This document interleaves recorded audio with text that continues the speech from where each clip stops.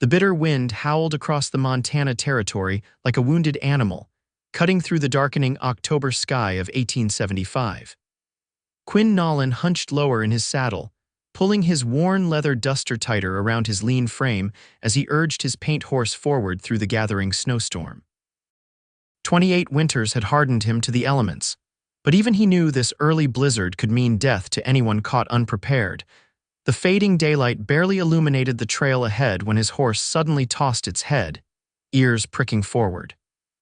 Quinn tensed, his hand instinctively moving to the Colt revolver at his hip. In these parts, caution meant survival. "Easy, Domino," he murmured, squinting through the swirling white. That's when he heard a faint sound carried on the wind. Not the howl of a coyote or the cry of a hawk, but something unmistakably human. A cough. Weak and ragged, but definitely human. Quinn guided Domino toward the sound, peering through the thickening snowfall until he spotted a dark shape huddled against a boulder just off the trail. Drawing closer, he realized it was a woman, curled into herself against the punishing cold. "Hello there," he called out, dismounting with practiced ease. The woman's head jerked up, revealing a pale face framed by tangled auburn hair. Fear flashed in her eyes, the instinctive wariness of someone who'd learned the hard way that strangers often meant danger. She attempted to push herself up, but faltered, one hand protectively cradling her swollen belly beneath her threadbare coat. "Stay back," she warned, her voice hoarse from coughing. Despite her condition, there was steel in her tone. Quinn raised his hands slowly. "Madam, I mean no harm. You shouldn't be out in this weather, especially in your condition." His gaze briefly dropped to her pregnant belly before meeting her eyes again. "My cabin's not far from here. You'll warm by my fire tonight." The woman hesitated, another cough racking her slender frame as she assessed him with intelligent hazel eyes. Quinn knew what she saw: a tall man with sun-weathered skin, dark hair streaked with premature silver at the temples, and the cautious bearing of someone more comfortable with horses than people. "I don't take charity," she finally responded, her breath forming small clouds in the frigid air. "It's not charity, madam. It's common decency. No one survives a night like this without shelter." He gestured to the darkening sky. "And that includes your little one." Her hand tightened protectively over her belly as another violent cough shook her. The decision visibly weighed on her as she glanced from Quinn to the threatening sky and back. "My name is Quinn Nolan," he offered, his voice gentle but firm. "I've got a small ranch about 3 miles east, warm cabin, plenty of food, and I can sleep in the barn if it makes you more comfortable." After what seemed like an eternity, she nodded once. "Olivia," she said. "Olivia Thorne." Quinn didn't press for more. Everyone in these territories had their secrets, and most folks preferred to keep them that way. He helped her stand, noting how she winced at the movement and how light she felt despite her pregnancy when he lifted her onto Domino's back. "You hold on to the saddle horn," he instructed, taking the reins and beginning to lead the horse through the snow. "Won't be long now." They traveled in silence for a time, the only sounds being Olivia's occasional coughing, the crunch of snow beneath Quinn's boots, and Domino's steady breathing. The snow was falling faster now, erasing their tracks almost as soon as they were made. "How far along are you?" Quinn finally asked, glancing back at her. Olivia's face remained guarded. 7 months, near as I can tell." Quinn nodded, his mind racing with questions he knew better than to ask. A pregnant woman alone in the wilderness, dressed in clothes too thin for the season, with no horse or provisions, her story was likely one of desperation. "You from around these parts?" he tried instead. "No." The word carried a finality that discouraged further inquiry. By the time they reached Quinn's cabin, Olivia was shivering uncontrollably, her knuckles white as she gripped the saddle horn. The modest homestead appeared through the curtain of snow, a sturdy log cabin with smoke curling from the stone chimney, a small barn to the side, and a corral where several horses huddled together against the weather. "Home sweet home," Quinn said, helping her down from Domino. Her legs nearly buckled when her feet touched the ground, and he steadied her with a strong arm around her waist. "Easy now." Inside, the cabin was simple but welcoming. A fire crackled in the stone hearth, casting warm light across the plank floors and log walls. A rough-hewn table stood in one corner with 2 chairs, Shelves lined with books and provisions occupied another, and a narrow bed with a colorful quilt was pushed against the far wall. Everything was surprisingly neat for a bachelor's dwelling. Quinn guided Olivia to a chair near the fire. "Sit here while I tend to Domino, won't be but a moment." He grabbed a thick woolen blanket from a chest and draped it around her shoulders. "There's water in that kettle if you're thirsty." Olivia nodded, her eyes taking in every detail of the cabin as if assessing escape routes, a habit Quinn recognized from his own years on the move. He stepped back outside to care for his horse, giving her time to acclimate to her surroundings. When he returned, stomping snow from his boots, Olivia had stopped shivering but was caught in another coughing fit. He frowned at the deep, rattling sound of it. "How long you been coughing like that?" he asked, hanging his coat on a peg by the door. "Few days," she admitted reluctantly. "It's nothing." "Sounds like more than nothing." Quinn moved to the stove and stoked the fire beneath a pot of stew that had been simmering all day. "My mother swore by willow bark tea and honey for chest ailments. Got some dried in that tin on the shelf. Help yourself." Olivia eyed him warily. "You live here alone?" "Yep, just me and the horses." He ladled stew into 2 wooden bowls. "Been that way 4 years now." "No wife, family?" Quinn's hands stilled momentarily. "Not anymore." He set a bowl in front of her along with a chunk of cornbread, then took the seat across the table. Olivia's reserve crumbled at the sight of food, and she began eating with the quiet intensity of someone who hadn't had a proper meal in days. "There's plenty more," Quinn assured her. "Eat your fill." They ate in companionable silence, broken only by the crackling fire and the howling wind outside. Quinn deliberately kept his eyes on his own food, sensing that Olivia didn't welcome scrutiny. Only when she'd finished her second helping did he speak again. "Storm's likely to last through tomorrow." "You're welcome to stay until it passes." He paused. "And longer if need be." Olivia set down her spoon. "Why would you offer that to a stranger?" "Because no one should face that weather alone, especially not in your condition."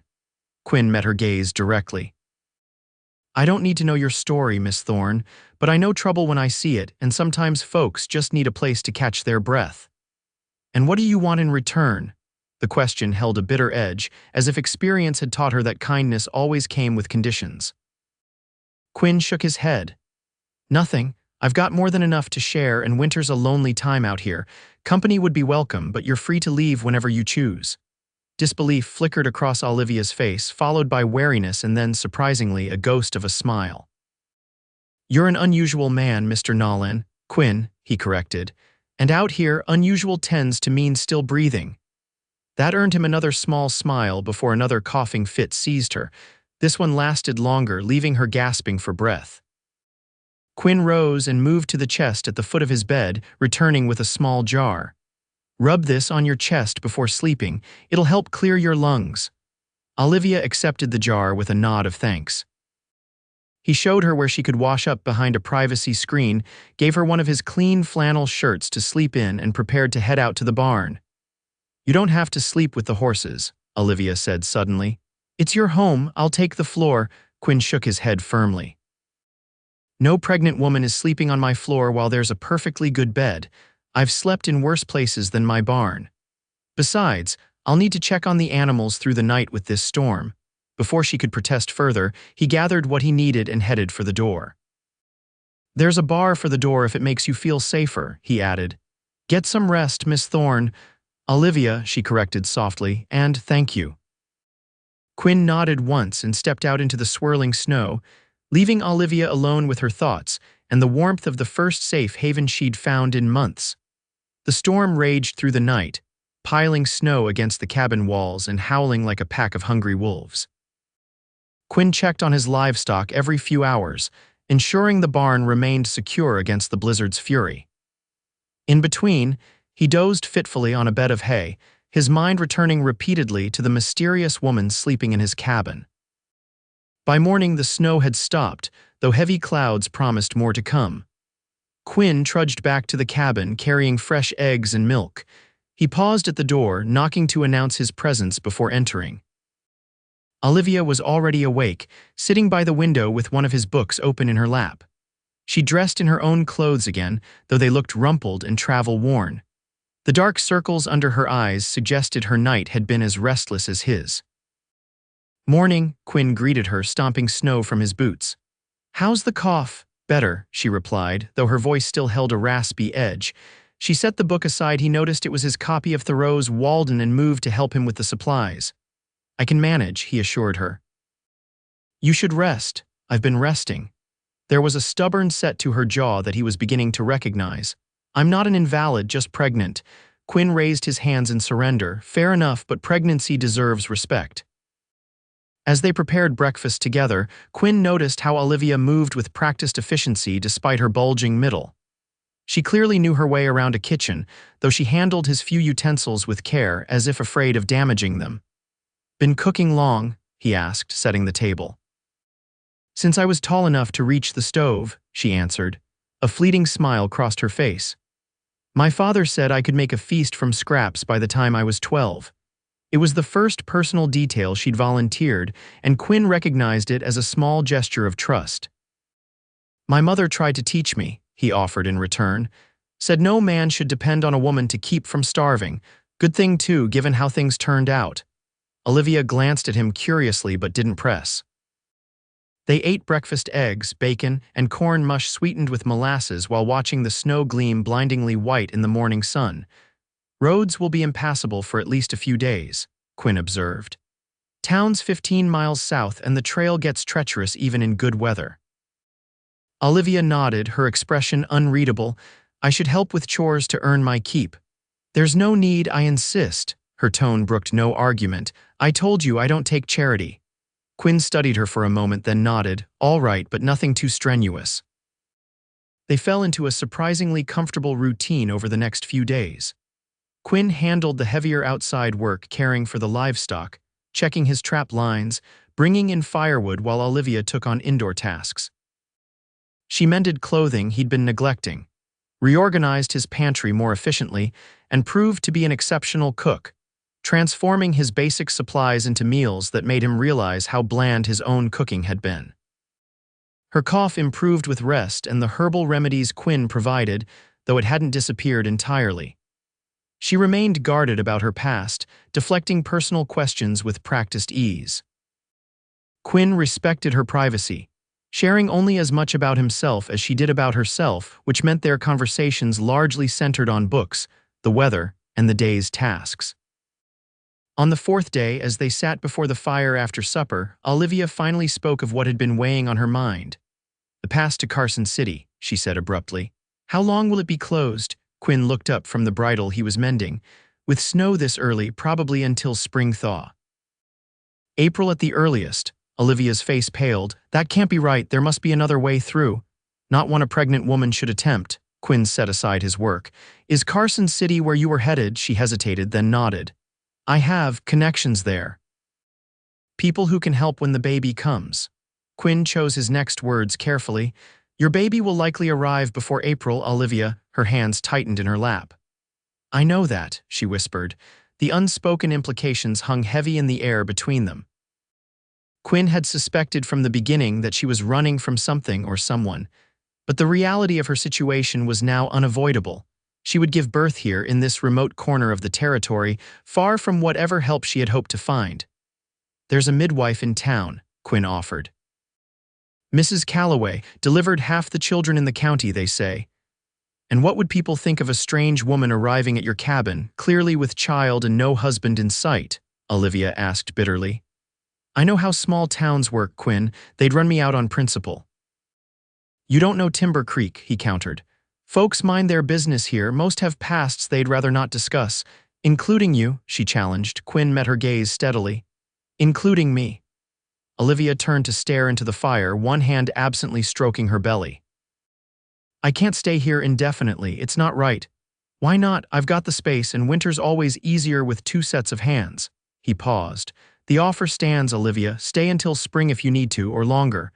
Her eyes snapped to his, searching for hidden motives. "Why would you do that for someone you barely know?" Quinn was silent for a long moment, considering how much to reveal. "5 years ago, my wife died in childbirth," he finally said, the words coming out rough. "Sarah and our daughter both. We were trying to reach the doctor in town during a storm not unlike the one that brought you here." Olivia's expression softened with understanding. "I'm sorry." After, I couldn't stay in our old place. Too many memories, came out here to start fresh. Quinn gestured to the cabin around them. Built this place with my own hands. It helped having something to focus on besides grief. And now you're offering shelter to a pregnant stranger, Olivia said softly, because you couldn't help your wife. Quinn looked down at his calloused hands. Maybe. Or maybe I just know what it's like to face the wilderness alone.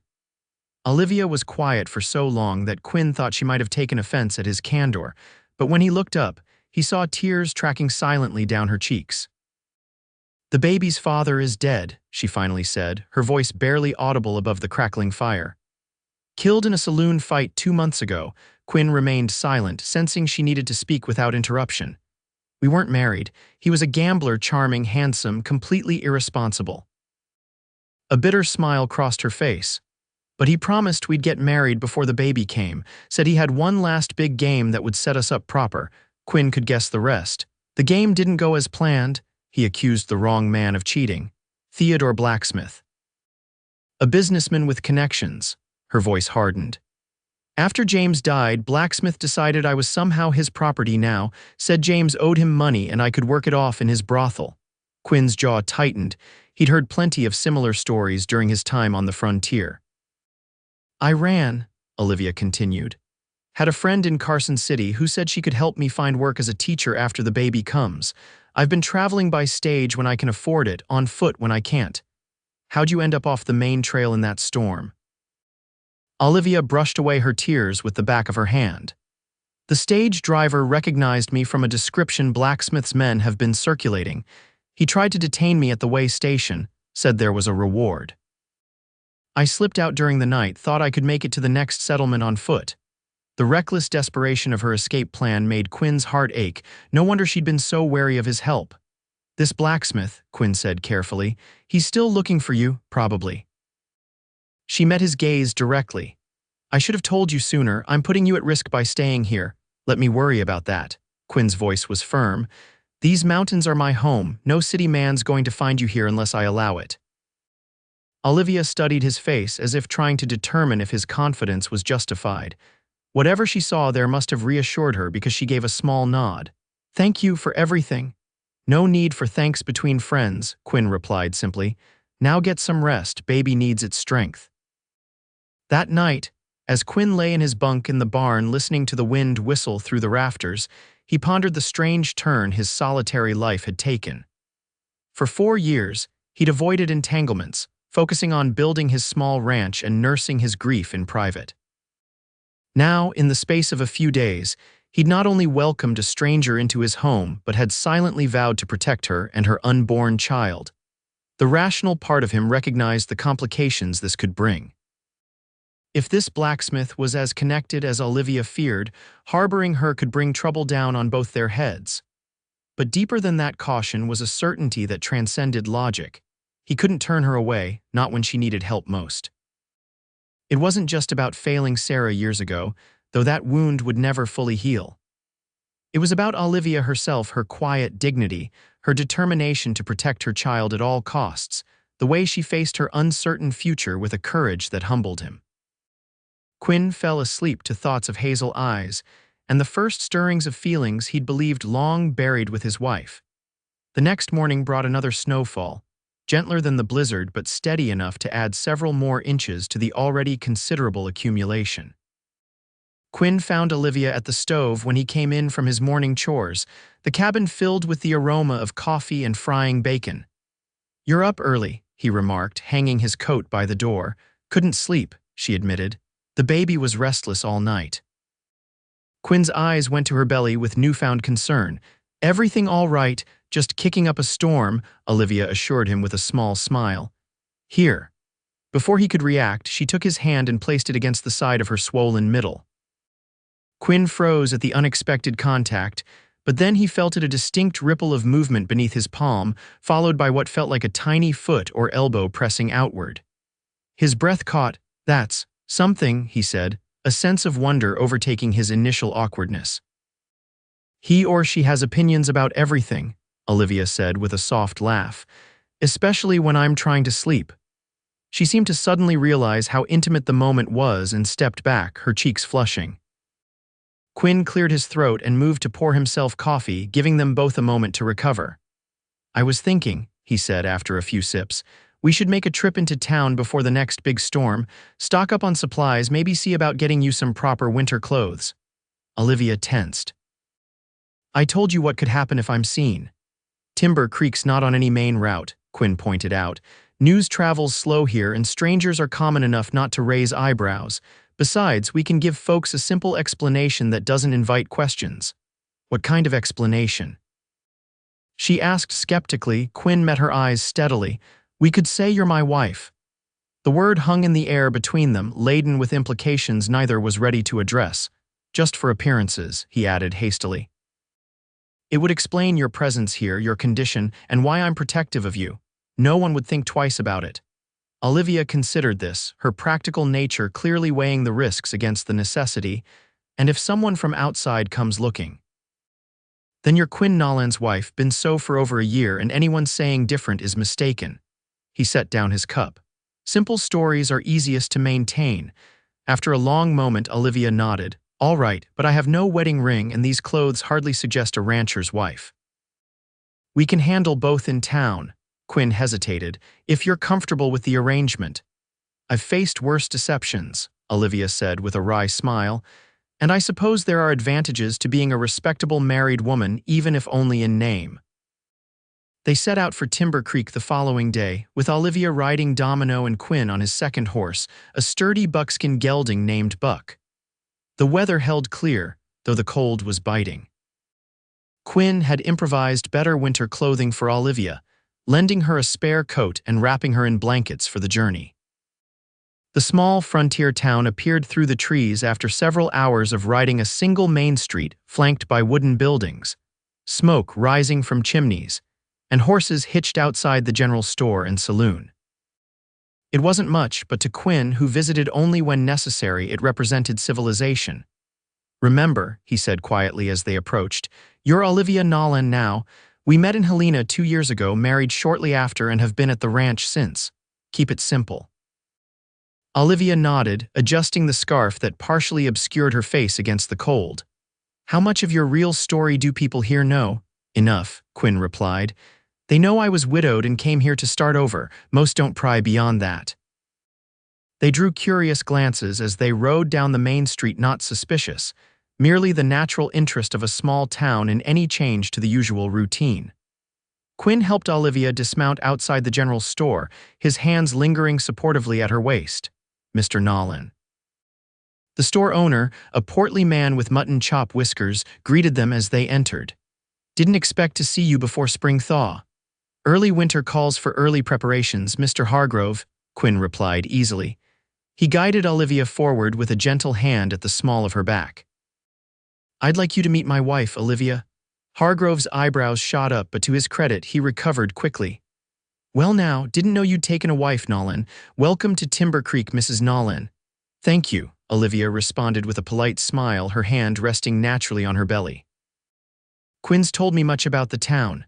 "Has he now?" Hargrove chuckled. "Well, not much to tell, but we're a friendly sort. When's the little one due?" "February, we think," Quinn answered before Olivia could, his tone suggesting the topic was private. Hargrove nodded understandingly. "Mrs. Hargrove will be pleased to hear there's a baby coming. She's forever lamenting the shortage of children in these parts." He gestured to his shelves. "Now, what can I help you folks with today?" They spent the next hour selecting supplies: flour, sugar, coffee, dried fruit, ammunition, lamp oil, and other essentials to see them through the winter. Quinn also insisted on purchasing fabric and ready-made clothing for Olivia, including a warm coat properly sized for her condition. While Hargrove tallied their purchases, Quinn noticed Olivia eyeing a display of baby items: tiny gowns, soft blankets, and a small wooden cradle.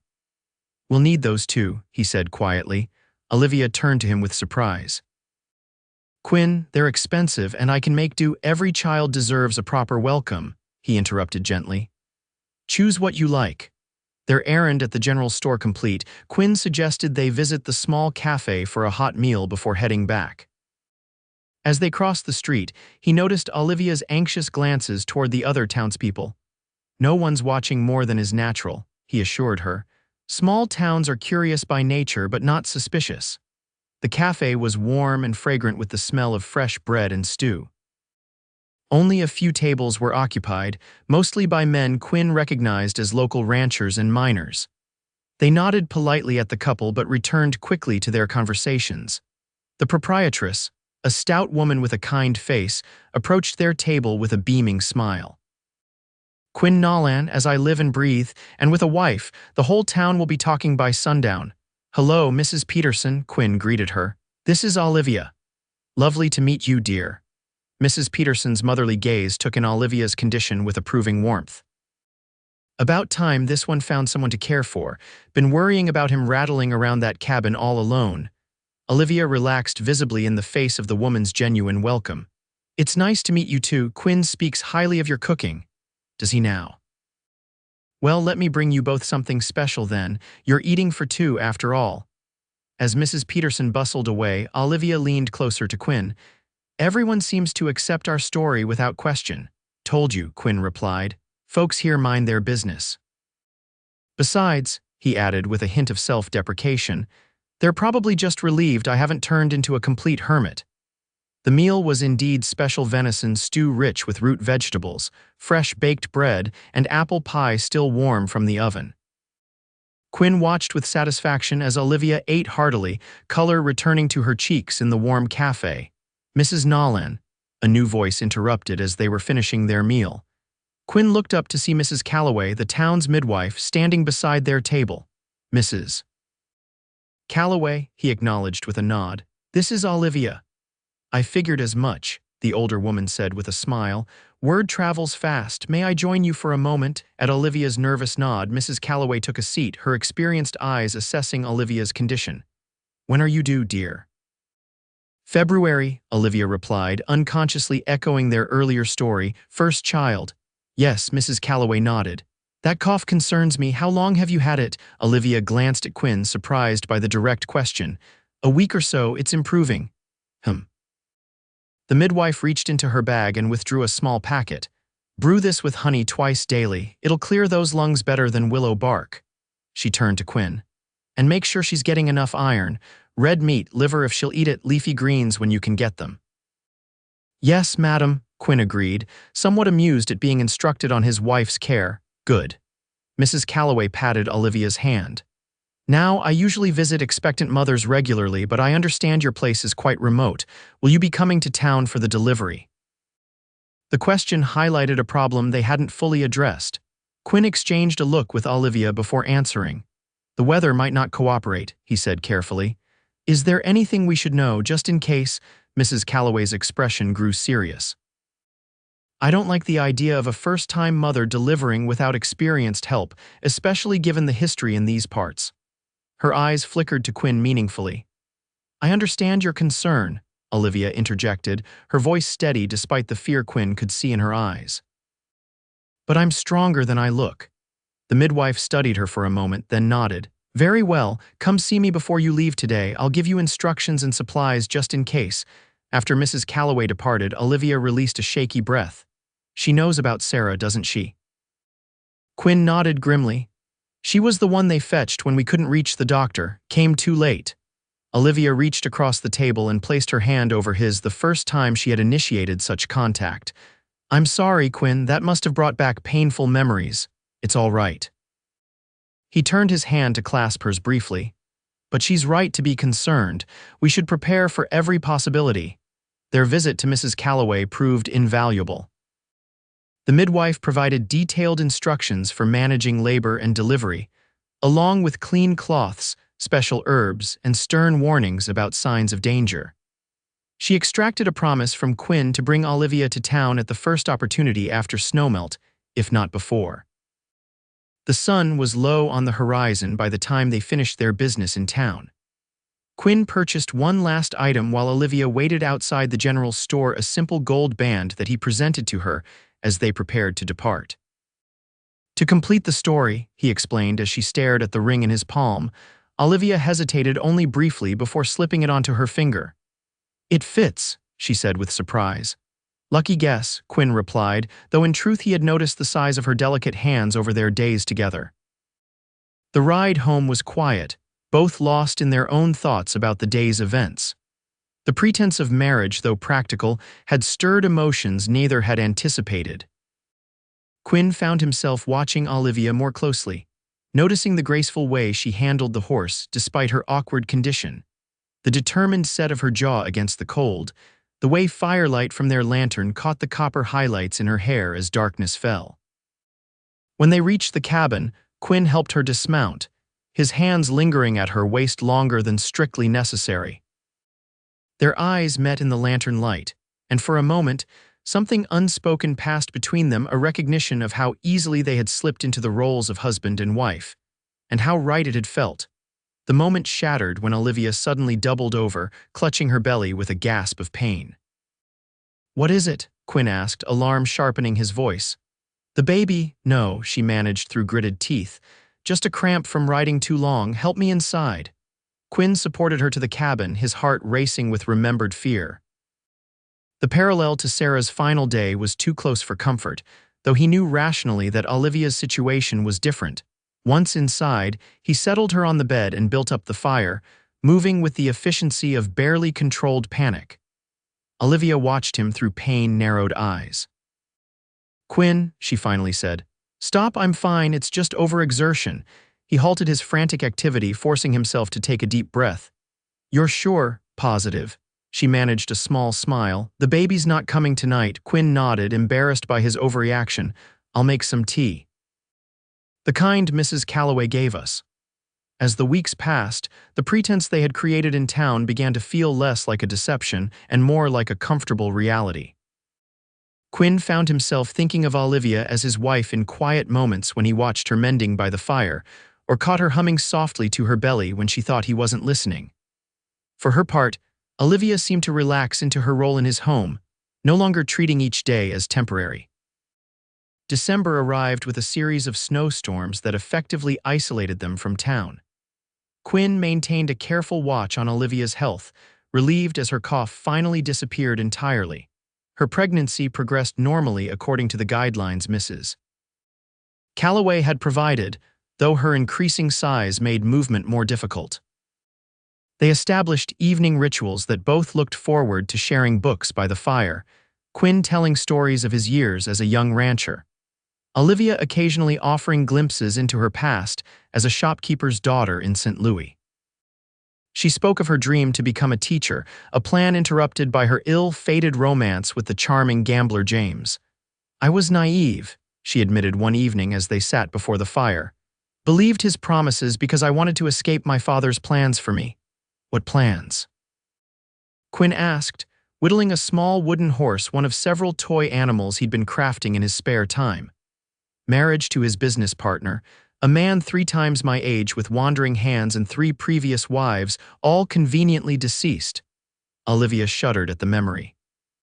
"I refused and father threatened to disown me. Then James appeared, all charm and dreams of adventure in the West." "You chose your freedom," Quinn observed. "Can't fault you for that." "Maybe, but I chose poorly in James." She stroked her belly thoughtfully. "Though I can't regret this child." Quinn studied her in the firelight.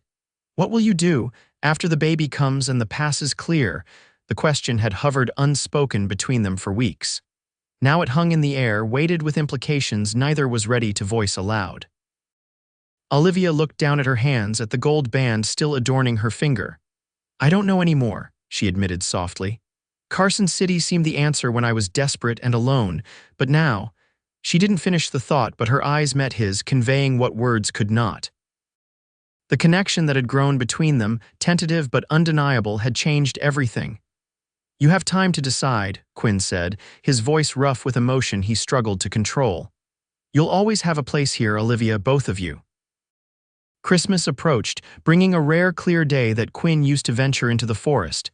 He returned with a small pine tree that he set up in the corner of the cabin. "What's this?" Olivia asked, smiling at the unexpected gesture. "Can't have Christmas without a tree," Quinn replied, unpacking a small wooden box he'd retrieved from the loft. Inside were simple ornaments, carved wooden stars, pine cones dipped in wax, strings of dried berries. "I didn't think you celebrated," Olivia said, helping him arrange the decorations. "Haven't, not since Sarah."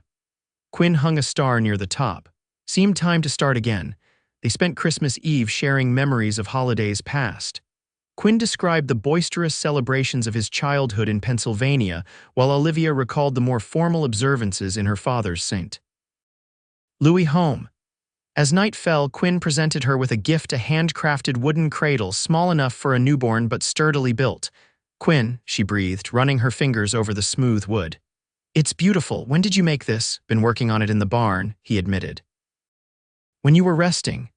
"I have something for you too," Olivia said, suddenly shy. She retrieved a package wrapped in brown paper from behind her chair.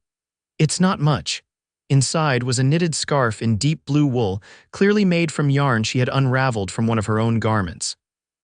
"For the cold mornings with the horses," she explained. Quinn wrapped it around his neck, touched beyond words by the simple gift, and all it represented: her care for him, her resourcefulness, her desire to contribute something lasting. "Thank you," he said, his voice husky. They sat together before the fire, the decorated tree glowing with the single candle Quinn had placed carefully among its branches. Outside, snow began to fall again, isolating their cabin in a blanket of white that muffled all sound except the crackling fire and their quiet breathing. When Olivia winced suddenly, Quinn was instantly alert. "What is it?" "Nothing to worry about," she assured him. "The baby's just very active tonight." Without thinking, Quinn moved to sit beside her, placing his hand gently on her belly. The child within responded with a flurry of movement that made them both laugh. "Strong," he observed. "Like his mother." "Or her," Olivia reminded him with a smile.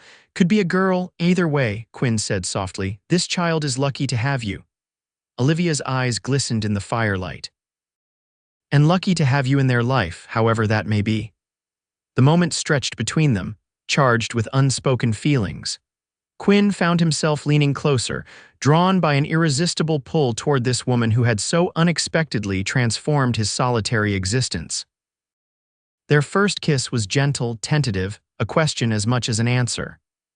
When they parted, Quinn searched her face for regret or uncertainty.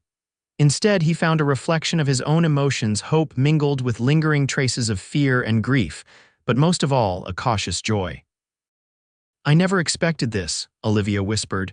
"Nor I," Quinn admitted, "but I'm not sorry for it." "Neither am I," she rested her forehead against his, "but there's so much uncertainty ahead." "We'll face it together," Quinn promised, "whatever comes." As January deepened, so did the bond between them.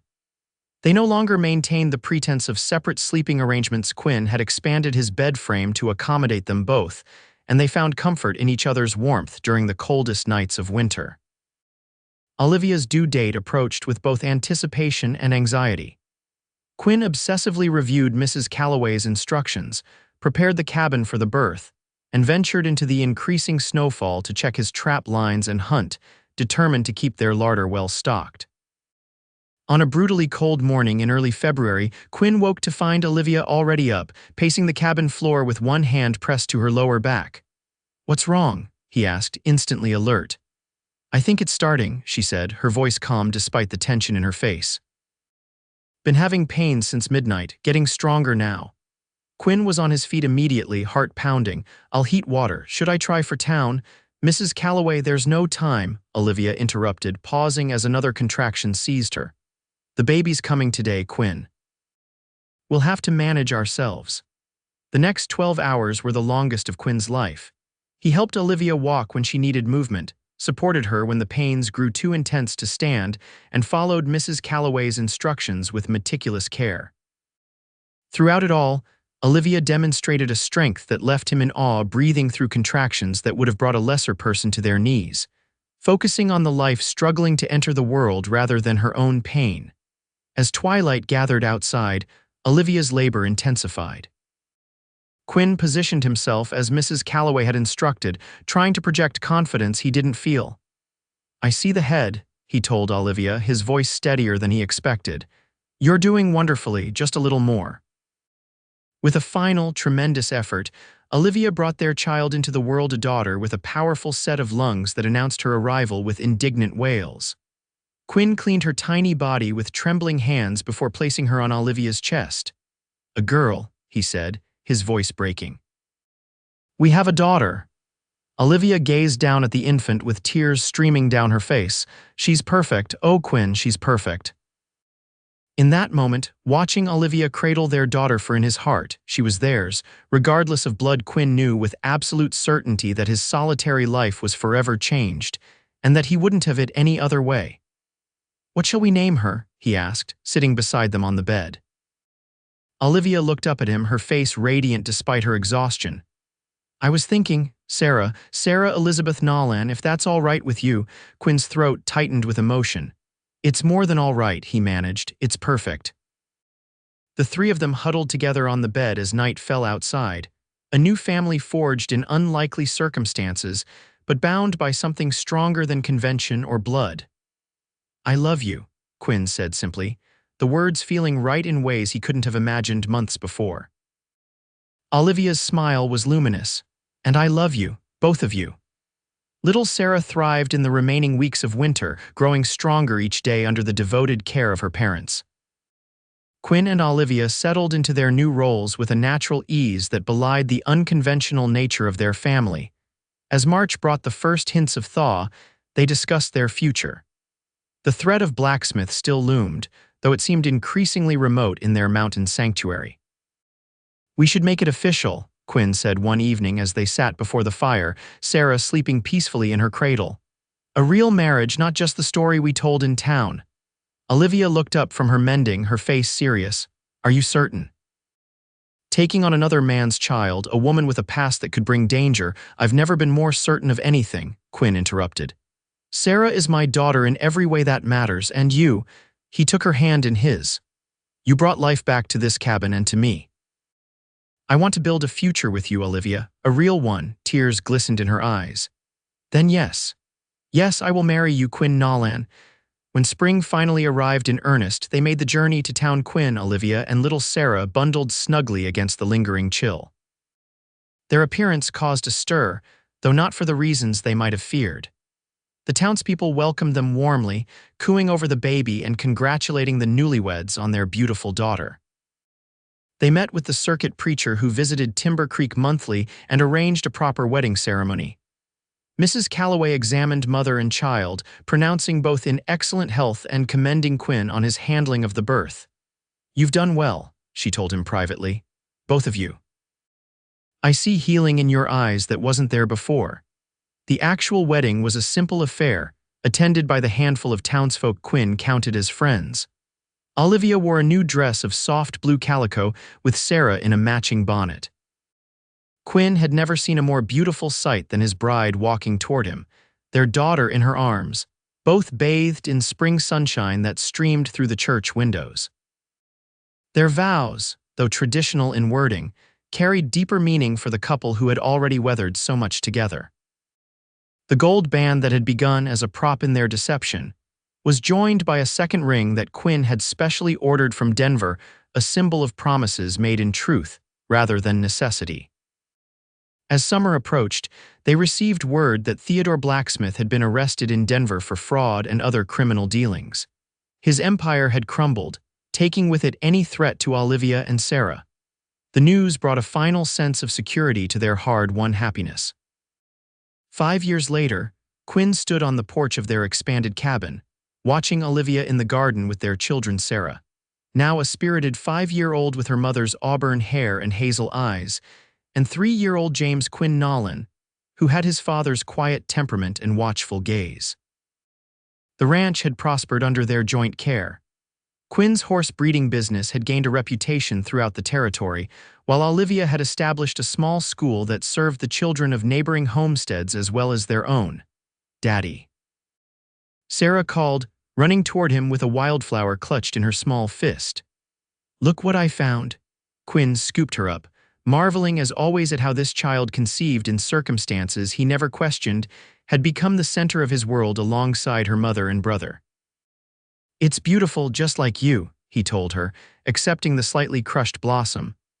Olivia approached with James in tow, her face flushed from gardening and more beautiful to Quinn than the day he'd found her huddled against that boulder in the snow, thinking deep thoughts.